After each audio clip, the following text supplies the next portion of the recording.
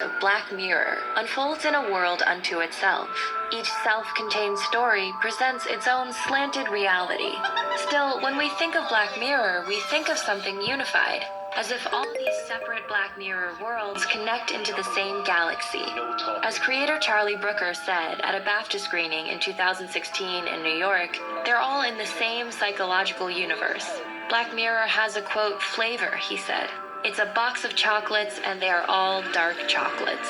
There are stories in which we do fling you into a pit of despair and then piss on you. Because people seem to like that. On a literal level, the Black Mirror stories also have many overlapping details that suggest some or all episodes could be, to some degree, in a shared universe. The creators like to have fun with Easter eggs and callouts between episodes. Many of the Easter eggs are planted via UKN, a made-up TV news channel that dominates news coverage throughout the Black Mirror galaxy. It's not only the primary news source for Black Mirror residents and viewers who need a dose of explanation or exposition, but it's also the primary place to look for hidden references to other episodes. So in Shut Up and Dance, Season 3, Episode 3, UKN reports on the divorce of the Prime Minister from the very first episode. He's the one who had to humiliate himself with the pig. In White Christmas, Season 3, Episode 7, it reports that Victoria Spillane, the child murderer from Season 2, Episode 2, has had her appeal rejected. The same shot includes a report that the MP Liam Munro from The Waldo Moment claims his Twitter got hacked. In The Waldo Moment, Season 2, Episode 3, this headline has been seen before on the UKN news ticker in Callow's episode, The National Anthem. This could be a subtle cue to imagine Waldo and the National Anthem happening simultaneously in the same world. Since they're both politically focused episodes that warn about relevant social trends, they naturally align, and it's worth noting perhaps that both are eerily close to our own political landscape. And even that he took part in a bizarre initiation ceremony for a dining club involving a pig. I genuinely thought that's too big a coincidence. That can't be a coincidence. Therefore, reality must be some kind of computer simulation designed to mess with my head. Whereas the National Anthem shows politicians at the mercy of public attention and media spin, Waldo shows the rise of a Trump-like cartoon that disrupts the status quo, at first seeming a funny phenomenon, but fast growing into a very serious display of corporate power. Oh, I mean, he's quite handsome, isn't he? I was hoping he'd notch me off. Want to see how it panned out? I never attacked him on his look, and believe me, there's plenty of subject matter right there. White Bear, the story of vigilante justice turning into mass entertainment, also receives references throughout Black Mirror. If it's interesting, why leave forensics?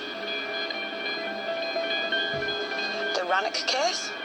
And it's another one that critiques our current world's media in a close-to-home fashion. As the series goes on, UKN is a near ubiquitous voice, appearing in almost every episode of Season 3. In Nosedive, Season 3, Episode 1, we get another update on that errant Prime Minister, who's been thrown out of the zoo again, according to his social update. Lacey also runs into fans of an HBO moon western called Sea of Tranquility, which is what the SFX guy is working on before he's called on to manufacture fake footage to save Callow from embarrassment. Don won an Emmy for his effects work on that HBO moon western thing. Sea of Tranquility. Yeah, you won't find better. Another striking repetition is the song Anyone Who Knows What Love Is.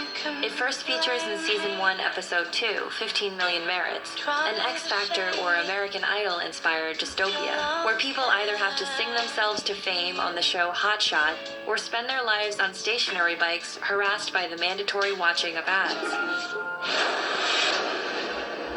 New from Wraith Babes. The haunting song, A Brief Moment of Humanity in the episode, shows up again in karaoke in White Christmas and is sung in Men Against Fire. I'll still be there for you. Both Hotshot and winner Abby appear again in The Waldo Moment and White Christmas. We also see some technologies that resemble each other. The Z-Eyes, the augmented reality devices implanted in eyes in White Christmas, bear a striking resemblance to the Grains, the ear implants that record everything from the entire history of you. The Z-Eyes seem to be an improvement on the Grains, which could suggest that White Christmas takes place later in the same universe as the entire history of you.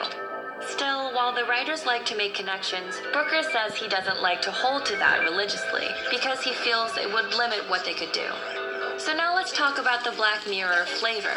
If they're all set in separate universes, what is it that identifies an episode as Black Mirror or in the Black Mirror galaxy?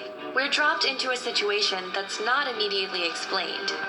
The episodes generally don't fall all over themselves to give us exposition. Who are these people? I don't know. Who are you? Not them.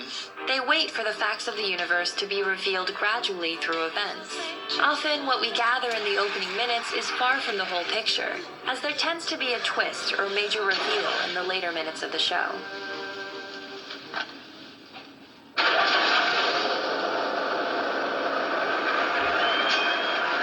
Usually the show is set in the future or an alternate world involving some advanced technology that's central to the story. These characteristics align it with sci-fi, but the setting doesn't immediately appear to be light years away from our world. They look like our world, but with a slight twist or slant that over the course of the episode grows larger. At the same time, the alternate world reflects and magnifies some real element of ours. Nosedive shows us a world in which our current climate of social media obsession escalates until all of society is engulfed in the pressure to maintain high social scores online. Door won't open. I'm on 2-4. Sorry, Chess. I'm late. I just need some stars, please.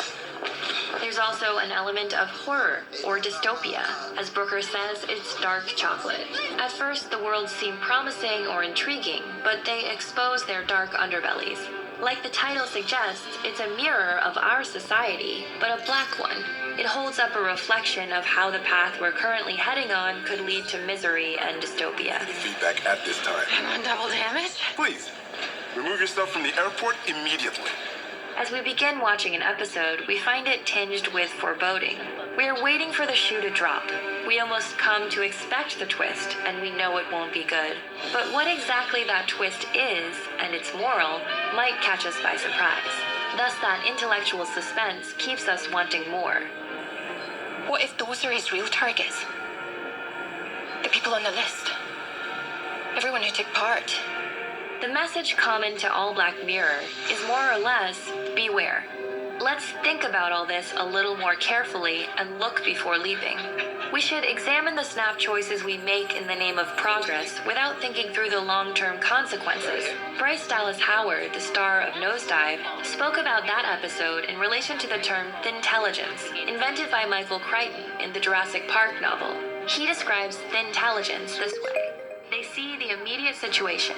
They think narrowly, and they call it being focused. They don't see the surround. They don't see the consequences. This concept applies to most Black Mirror episodes, and they're critiquing a real-life mentality that most of us are familiar with. We immediately begin using our cool new technologies, but we don't think about the lasting effects. After a time, suddenly the Black Mirror characters find themselves in transformed worlds that they don't feel they agree to. Yet step by step, our small choices as a society bring us to these very places.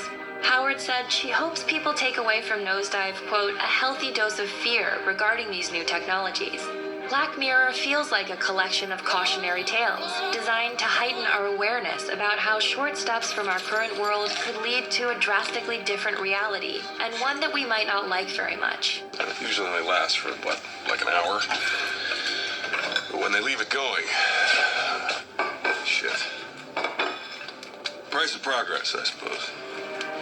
Even if they're all different, each episode might be described as a thought experiment, designed around a clever what-if that speaks to something very close to us. The anthology series is a rare and challenging format to pull off in a visual medium. Almost all TV relies largely on our emotional investment in recurring characters. We care what happens to them week to week. Black Mirror gives us no recurring characters. It asks the viewer to come to each episode blind. Every installment is like a mini-movie. It has a beginning, middle, and end, and a catharsis, rather than the unending plot of most television.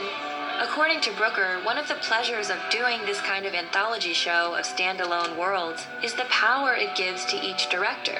Every episode's director gets to create a whole new world. Brooker compares the series to a short story collection, which, now that it's on Netflix where viewers can watch in any order, is a quote, short story collection being delivered into the magic cupboard of your house. Like with a box of chocolates, he says, You never know what you're going to get.